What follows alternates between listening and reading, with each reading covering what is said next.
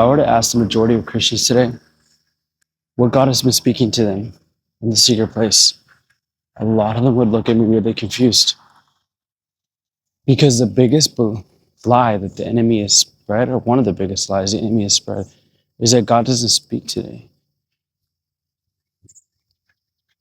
And we read a book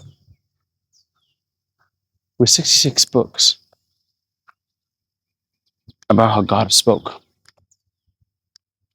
But for some reason, we don't think that God can speak today. It's bewildering to me. Growing up, I always knew there was more.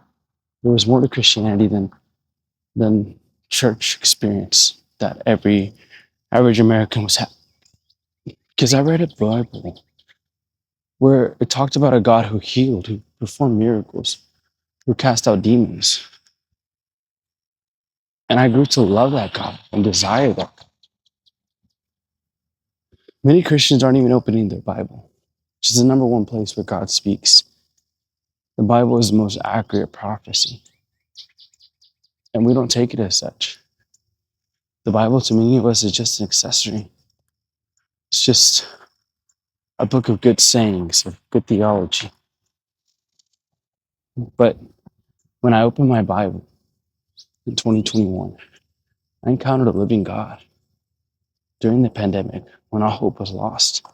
And even though I wasn't completely ready to surrender to Him, He spoke to me. Now I tell Christians all the time that God speaks, and that's the number one reason they point to. Like, yeah, God still speaks, as we have the Bible. But I'm talking more about that. God speaks to us today because He's the same God in the Bible.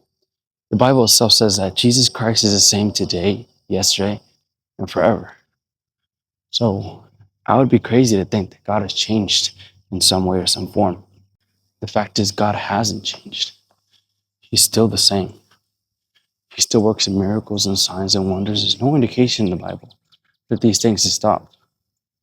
It's just our expectation of them has stopped because we've been fed and grown in a church that doesn't believe those things, that is not expecting those things. And so in a weird way, we become the modern day city of Nazareth. The Bible says that Jesus visited Nazareth among His ministry. The difference with Nazareth and all the other places Jesus has been is that everyone in Nazareth knew Jesus, or they thought he did. They grew up with Him. They saw Him as a young boy, and they watched Him transition into a full-grown man. And Jesus says something in that passage. He says the prophet isn't honored in his own hometown. And the Bible says that Jesus was not able to perform any miracles because of their unbelief.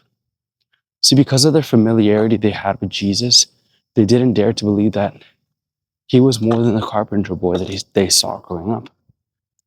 That He couldn't be the Son of God because they had known Him all their life.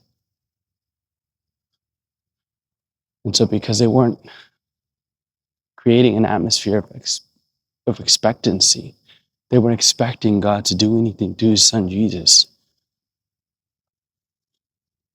Jesus really didn't perform any miracles.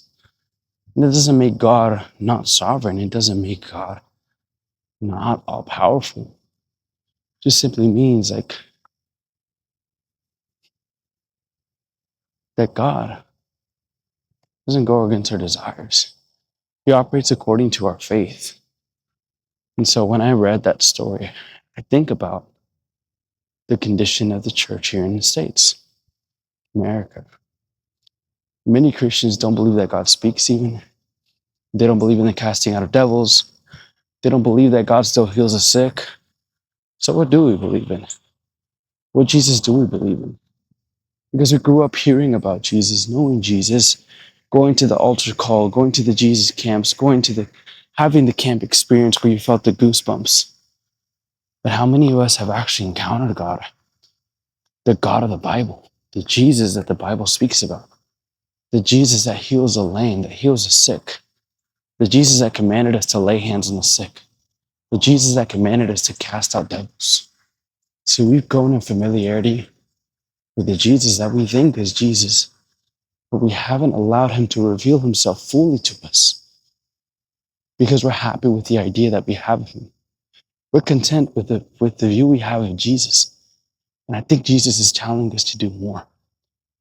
Search him more, because God still speaks today. And yes, the number one way he speaks is through his word, but he also speaks through prayer. He speaks through prophecy. He reveals things to you. But are you willing to break down your ideas and your knowledge and what you think you know about Jesus to let the real Jesus be revealed?